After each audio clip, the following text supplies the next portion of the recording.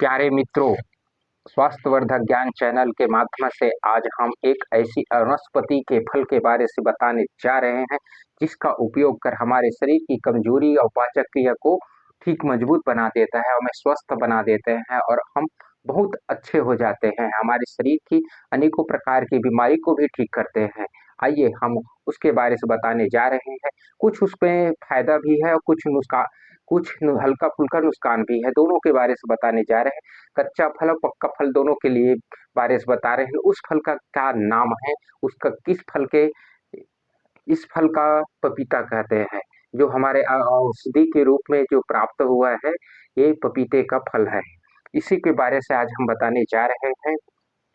इसमें विटामिन्स तो पाए जाते हैं और प्रोटीन पाए जाते हैं और एसिड यानी कि फोलिक एसिड के नाम से जो पाया भी जाता है, जैसे ये खून की कमी को दूर करने की क्षमता है इसमें। कैल्शियम है और फास्फोरस तो और मैग्नीशियम भी पाए गए हैं इसमें। हम और विटामिन ई भी पाए गए हैं। Vitamin C, vitamin E, vitamin B, ये ऐसे कुछ तत्व भी पाए गए हैं और अनेकों प्रकार की कुछ तत्व है। हम हमारे आयुर्वेद में इसको वात हल्का फुल्का ठीक करता है, कफ को ठीक कर, लेकिन पित्त को भी ठीक करता है।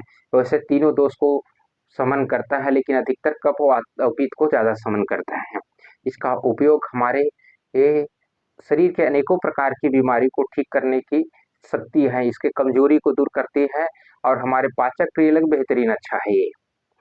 और आइए हम शुरू करते हैं। उससे पहले आप इस वीडियो को पूरा देखिए और अच्छा लगे तो सब्सक्राइब, लाइक और शेयर जरूर कीजिए।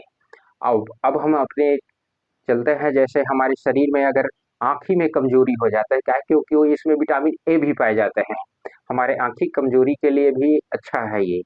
और हमारे जो सिर में दर्द होता है, जैसे किस कमजोरी के नाम से, किस चक्कर के नाम से जो होता है, उसको एक कमजोरी को दूर करके चक्कर भी ठीक कर देते हैं। हमारे जो कफ है, कफ के लिए भी काम आता है ये। और सीना में जो दर्द है, जो बीपी बढ़ा रहता है और हृदय में हार्ट का जो लेवल वो बढ़ा हुआ है, उसे कंट्रोल करता है ये। और हमारे पाचक क्रिया लिए तो बहुतरीन औषधि बताए गए हैं इसका। जैसे पाचक क्रिया कमजोर होना, पाचक क्रिया में कोई गड़बड़ी होना, जैसे भूख न लगना, गैस बनना, डकार आना और हल्का जलन होना, ये अनेकों प्रकार की समस्या होते हैं इसमें। और लीवर में जैसे प्रॉब्लम हो जाते हैं, जैसे पीलिया हो जाना, पीलिया के लिए भी काम आते हैं। और एसिड यानी कि जो अम्लशाय है, हमारे एसिड बहुत ज़्यादा बनता है, उसे कुछ कंट्रोल करता है, क्योंकि इसका जो तासील है ठंडा और गर्म दोनों है। इसका उपयोग आप जरूर कीजिए। और हमारे पाचक क्रिया यानी कि किडनी के लिए भी अच्छा बताया गया है। पेशाब संबंधी या पेशाब में कोई भी प्रॉब्लम होता है, उसके लिए भी ये बताया गया है कि पेशाब को खुलकर लाने वाला है ये। और पेशाब में जो पीलापन है उसे दूर करने की शक्ति है इसमें। और ये खास कर जो लिकोरिया के लिए बहुत अच्छा है ये, जो जिन बहनों की जिसका सफेद प्रदर, रक्त प्रदर या अनेकों प्रकार की जो मानसिक धर्म में जो गड़बड़ी होते हैं, उसे भी ये ठीक करता है। जिस कमजोरी के रूप में ये, जिस कारण से अगर कमजोरी हो रहा है, उसको ठीक कर देते हैं ये। और इसका उपयोग हमारे हाथ पैर में अगर झुनझुनारा है उसको भी काम करता है, क्योंकि ये में विटामिन बी पाए जाते हैं, इसी कारण हमारे हाथ के जो रक्त प्रवाह है उसे ठीक करते हैं और कैल्शियम भी पाए गए हैं। तो और वात और पित्त कफ तीनों को हल्का फुल्का पाए, इसलिए हमारे नस के संचार करते हैं।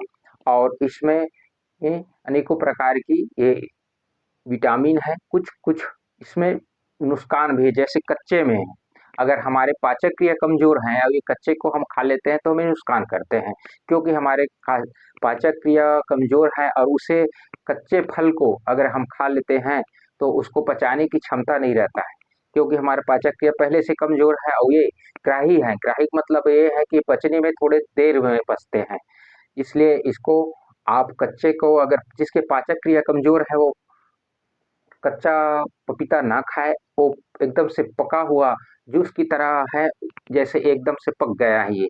इसी का जैसे आप जूस के रूप में आप पाचक क्रिया जिसका कमज़ोर है, वो खाए, नहीं तो उसको नुकसान करता है, पाचक क्रिया की कमी कर देता है और उल्टा विपरीत कर देता है। उसके पचाने से पेट में दर्द करने लगता है, अनेकों प्रकार की तकलीफ देने लगता है, क्योंकि उसका पाचक क्रिया कमजोर है।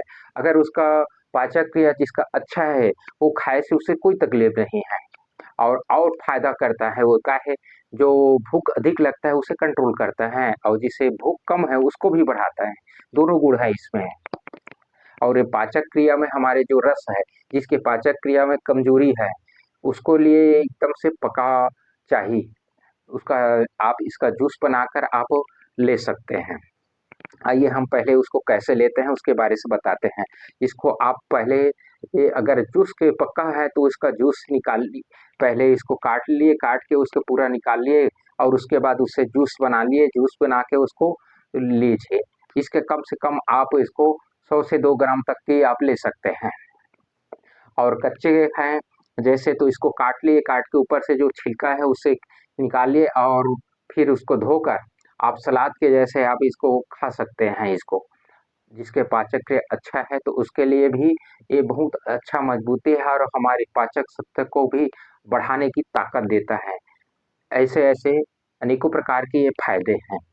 और जिन बहनों की अगर दूध में स्तन में कमी है, या दूध कम आ रहा है, या दूध में कुछ जमावट हो गया है, उसके लिए एक कच्चे पपीता का आप हल्का सा, अगर पाचक क्रिया कमजोर है तो इसका सब्जी पकाकर आप ले सकते हैं। अगर पाचक क्रिया आपका मजबूत है, जिन बहनों की, तो इसे कच्चे ही सलाद के रूप में खाए से दूध की जो ग्रंथि है वो बढ़ा देते हैं, दूध की कमी को पूरा दूर कर देते हैं।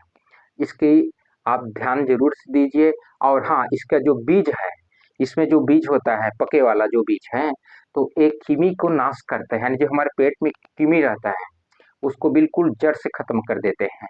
इसकी मात्रा बस थोड़ा सा कम, आधा ग्राम से 1 ग्राम तक है। लेकिन कुछ ऐसे है कि कितनों उजन की पाचक क्रिया कमजोर है, उसको ये पचा नहीं सकते इसके बीज को, इसलिए इसको थोड़ा सा शुद्ध ही करे जाता है। इसमें कुछ इसके बीच में इसे ये अधिक हो, अगर उसके बीज को खा लिया जाए तो हमारे पाचक क्रिया कमजोर हो जाते हैं और हमें उल्टी अनेकों प्रकार की तकलीफ होता है। इसलिए इसका बीज एकदम से सावधानी पूर्वक लीजिए। 1 ही ग्राम को आज 5-6 खुराक बनाकर आप इसको लीजिए तो ज्यादा अच्छा रहता है, क्योंकि इसका पेट की कृमि के लिए बेहतरीन औषधि है। इसको आप चाहे सुखो लीजिए, सुखोकर आप इसका चूर्ण बना लिए, चूर्ण बनाकर इसको 1 ग्राम को 5 खुराक बनाकर आप लेंगे, धीरे धीरे धीरे सुबह से आप खाली पेट में लेंगे तो आपके पेट के कृमि बिल्कुल ठीक हो जाते हैं। और जिसको पाचक क्रिया कमजोर है उसे ना दे इसके बीज को, क्योंकि ये पाचक क्रिया को कमजोर करते हैं इसका बीज। और विष नाशक है, विष मतलब नाशक है और मंद कारक भी है हल्का।